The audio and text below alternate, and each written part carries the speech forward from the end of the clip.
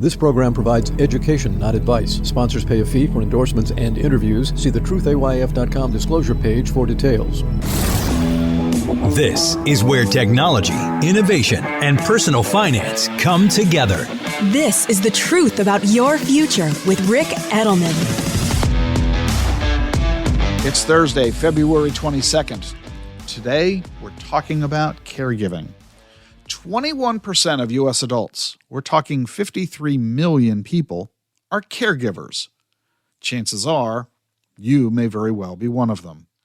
And don't assume that caregivers are serving people who are much older than themselves.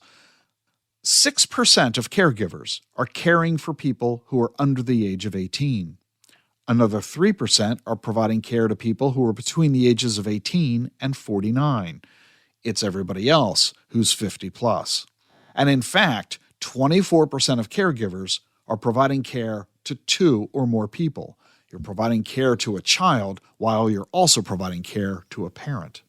Caregivers represent all generations, racial and ethnic groups, income and education levels, family types, gender identities, sexual orientations. There's no way that you can argue that you are immune from being a caregiver. 50% are caring for a parent or an in-law, 12% are providing care to a spouse or a partner, and 74% of caregivers are over the age of 75, and they are caring for someone over the age of 75. In other words, older person, typically a spouse, caring for their partner.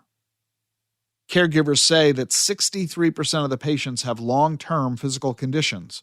27% have emotional or mental health issues, 32% have Alzheimer's or dementia, and most patients have more than one of these conditions.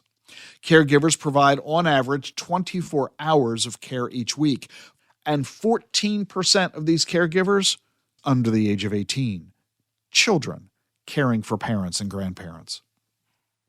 And it's a bit of a strenuous thing. Caregivers report physical, emotional, and financial strain. 21% feel alone. 21% of caregivers say their own health is bare or poor. And 23% say that caregiving has made their own health even worse than it was. Financial strain, 18% say they've experienced that as a result of caregiving. They spend 25% of their income on caregiving expenses. We're talking about paying the rent for the mom or dad, paying for home modifications, medical expenses. 40% of caregivers are no longer saving money, or they've taken on debt, and 24% of them have used up their own savings. This is really rather scary as people find themselves with 2 careers.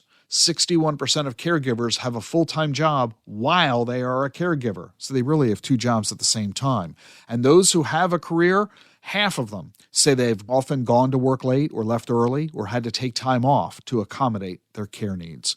10% had to give up work entirely or retire early. We're talking a grand total of more than $500 billion in lost wages. Caregivers, as a result of all of this, are at increased risk for depression and cancer. They have a higher mortality rate than non-caregivers, which means not only are you caring for an aging mom or dad, you're going to die sooner because you're doing it. Why are so many people providing so much care for free in the face of all of these challenges? Why don't they just hire an in-home health aide instead? And what's the government doing with all of this? I'll give you the answers to all this in 30 seconds. How should you think about Bitcoin? Turn to a specialist. For 6 years, Bitwise has been helping investors access crypto. Bitwise manages the world's largest crypto index fund. They also offer 6 crypto ETFs.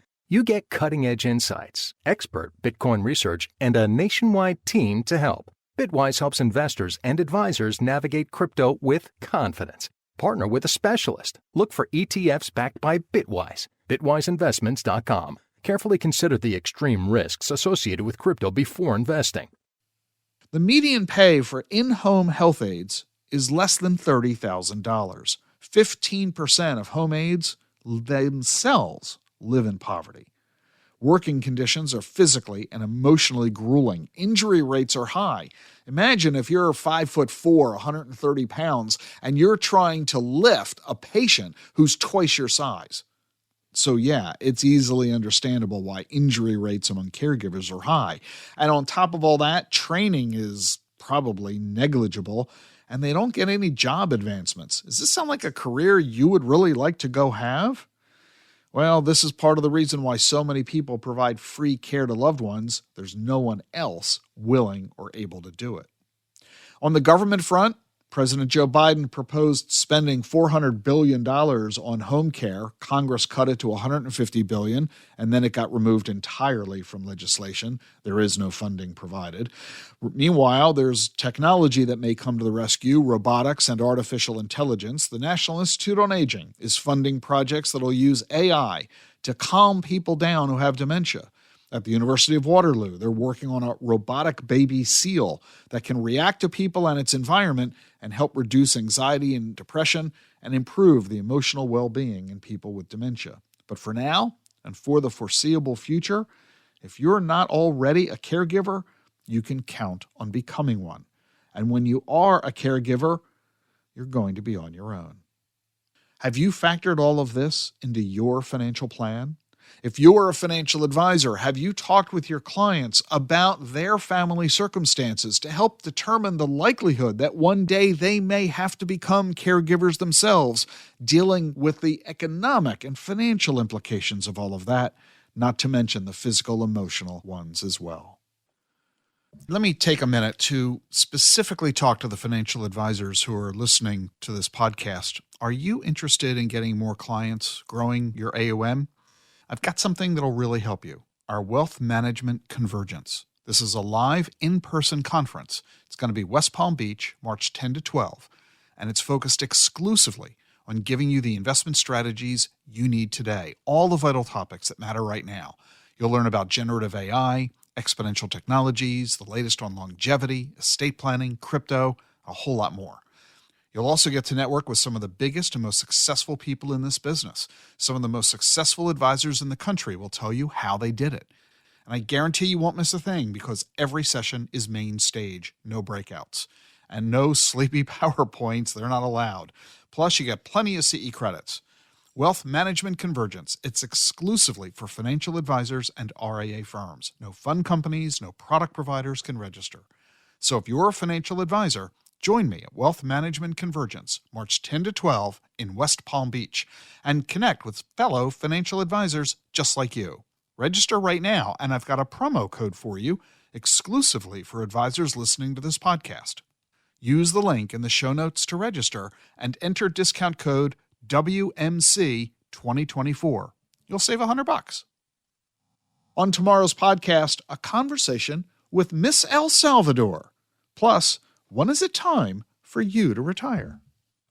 The Truth About Your Future with Rick Edelman is brought to you by Schwab. You want control of your financial future, and Schwab knows that. That's why when it comes to managing your wealth, Schwab gives you more choices, like full-service wealth management and advice when you need it most. You can also invest on your own and trade on Thinkorswim, the powerful award-winning trading platforms. Plus, you'll get low costs, transparent pricing, and 24/7 live help.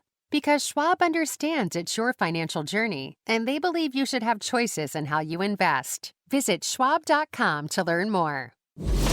A longer lifespan means a longer retirement. Be ready. This is The Truth About Your Future with Rick Edelman.